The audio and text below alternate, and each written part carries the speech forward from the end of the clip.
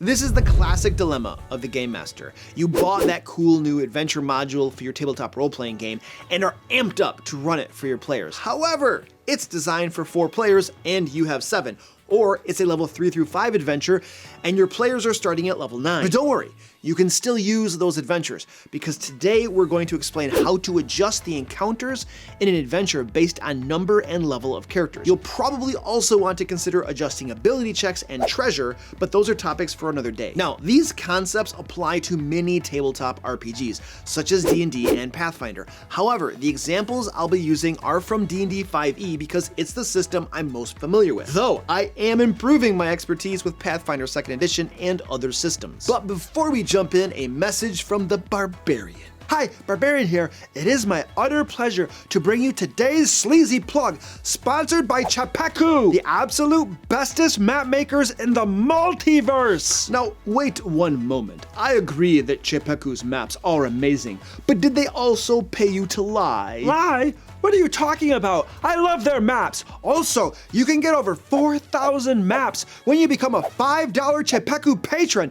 That's a ton of high-quality digital maps to use in your online role-playing games. Indeed, we all love their maps, but you cannot claim that they are the bestest map makers in the multiverse unless you have personally reviewed all maps throughout the entire multiverse. I mean, that's a good point, but it's just an exaggeration, you know, a little fib. Yes, well, it's that sort of exaggeration that makes viewers question our integrity. Well, I don't know what integrity is, but Chepeku maps are really cool. Also, did you know that they work on all virtual tabletops, including Alchemy RPG, Roll20, Encounter Plus, Foundry, and Fantasy Grounds? Yes, well spoken. Chepeku also releases new maps each week, and they all come with tons of variations.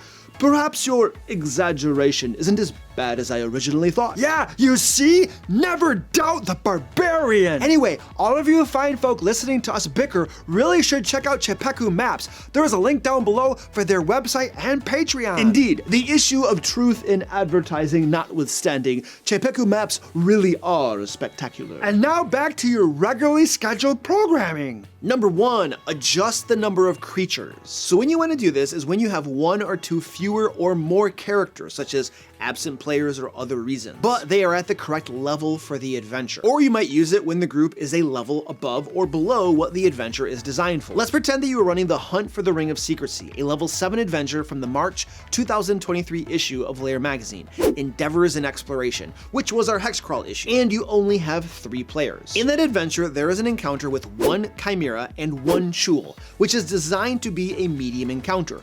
But if you only have 3 players, it is deadly. If we remove the Chul, it becomes medium. Or if we remove the Chimera, it becomes easy. So we'd probably want to remove the Chul and then keep the intended difficulty, which was medium to begin with. Now let's say that you have 7 players for that same encounter, 1 Chimera and 1 Chul. It suddenly becomes fairly easy. So let's bump up the number of creatures. Adding 1 Chul makes it medium. Or we could add an additional Chimera to make it hard. And if the group is a level above or below what the adventure is designed for, you'll use the calculator in the exact same way to get a difficulty match.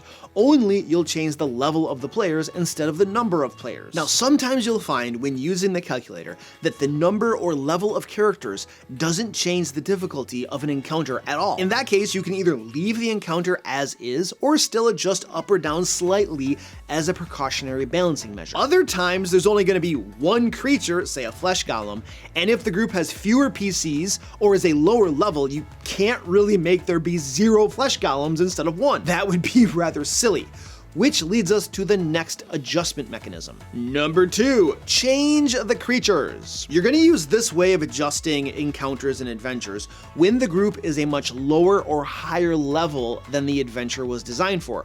You're also going to use it when there is a combination of either more or fewer characters and a level difference of 1 or 2. The combination makes those 2 factors add up. So adjusting number of monsters might not be sufficient and you're going to have to change out the creatures entirely. You're also going to use it if there's only 1 creature and you can't adjust it down, such as in the flesh golem example I just gave. Okay, as an example and a way to show you doing this math on screen using a calculator, which by the way, the calculator that we've been using to do all of these calculations is linked down below in the description of this video, so if you want to use that same calculator, you're welcome to do so. I use all of the time when I'm designing my own adventures. It is super, super useful. But anyway, for an example, let's go back to running the level 7 adventure from our March 2023 issue of Lair magazine, Endeavors and Exploration.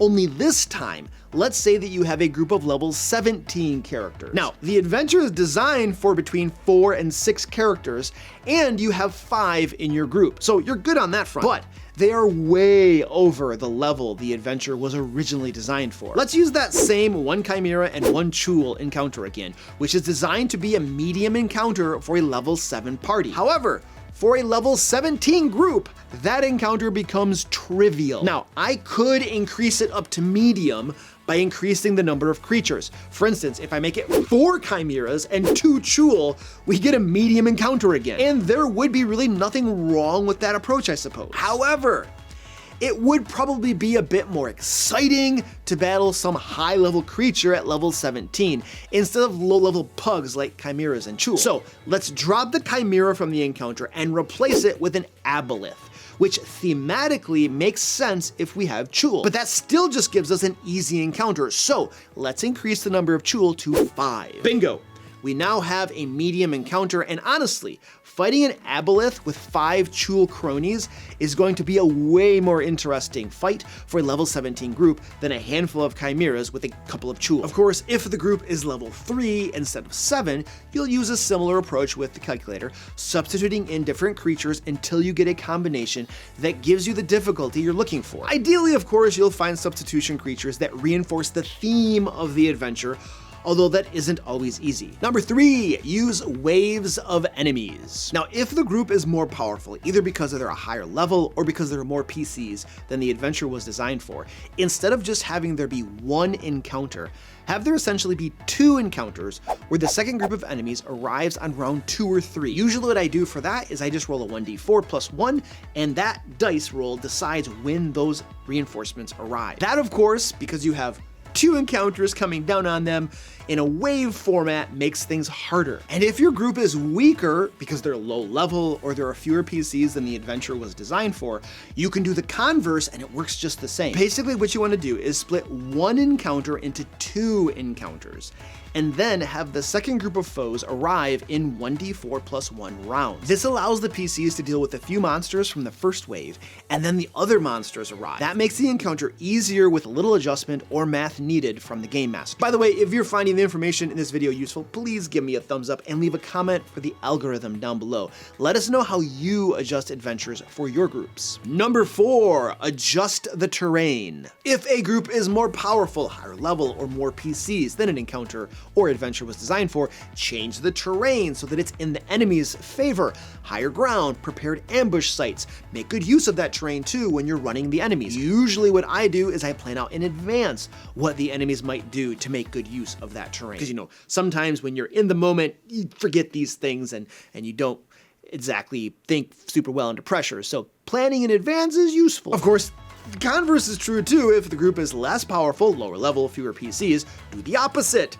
The terrain doesn't favor the enemies. Have the terrain favor the PCs, or have the enemies make really poor use of the terrain. Oh, and I forgot to mention this earlier, but if you'd like the written version of this information for adjusting adventures and made specifically for D&D 5e, we have a supplement titled Scaling 5e Adventures. It's available for all DM Lair patrons in April and May 2023, after which point it'll move to the DM Lair store. Number 5, compensate for missing rolls. Now, this can be kind of hard or easy to do depending on which rolls are missing. For instance, if you don't have a healer, you could give the players access to more healing potions, or they could have an NPC hireling healer. For instance, in my youngling group, my players are going through the Icewind Dale module, and they're finding that it is very challenging for them. They have a full group, they're mostly at the correct level, but it's still challenging, and so they basically have a full-time hireling healer called Sally. She's a cleric of Torm, and she goes around healing them in the name of Torm. There's a lot of hail Torms being thrown around, and praise and prayers, and she's very full of herself and her deity, and it makes for a pretty fun, entertaining moment every time one of them needs healing. But basically, they have a full-time healer that helps support that missing role of theirs. You could also have there be healers in town that offer services at a reduced price. For instance, things like curing curses or poison or resurrection, raise dead, that sort of crazy stuff. And then if you don't have any skill monkeys like rogues or utility casters like wizards, you could probably do something like reduce the number of traps and other obstacles in the game, or allow mundane methods and character player creativity to overcome them. If you don't have any frontline melee types, that's a little bit more challenging, but you could have the bad guys be mostly ranged attackers or spellcasters to account for that. And if you don't have a face or a character who is good at social interactions, has a high charisma, for instance, you could have social interactions be less about the PC's charisma checks and more about how well the players roleplay the situation. You could give them +5 bonuses or advantage on charisma checks if they do a good job, or you could just allow them to succeed if they roleplay the situation well. Now, I must say though, my personal stance on the missing roles situation is usually that my game world doesn't change. That is, I don't adjust things. It's up to the players to figure out how to overcome the challenges. However, I do of course make exceptions, such as with my youngling group. Many of them are new players, and I focus more on just having fun game sessions and less on them being super challenged. Not that challenging isn't fun, but different things appeal to different groups. By the way, if you've always been interested in running a hex crawl for your group, you should check out Lair magazine number 27, Endeavors and Explorations, our hex crawl issue. It contains everything you need to run the hex crawl, which is designed for characters levels 5 to 7, including 9 encounters, 3 mini encounters, and 3 full-length adventures. Digital maps are included for everything too: the Heroes Land region, encounters, mini adventures, and adventures. There are over 70 pages of content, and everything is D&D 5e compatible. Also, for those of you who've never run hex crawls before, we've created a lightweight hex crawl rule set that explains everything you need to know. All of this is available now through the end of April for DM Lair patrons. Oh, and you'll also get the April issue of Lair magazine, doubling the amount of content you'll receive. There's a link below where you can learn more. Okay, great. You now know how to adjust adventures for the number of characters and their levels. But what if you want to use an adventure designed for 2nd edition D&D in your 5th edition game? Or you're now running Pathfinder 2e games like I am, and you don't want your library of D&D 5e modules to go to waste? Well, you can watch this video right here, and I explain how to convert adventures and modules from one edition or system to another.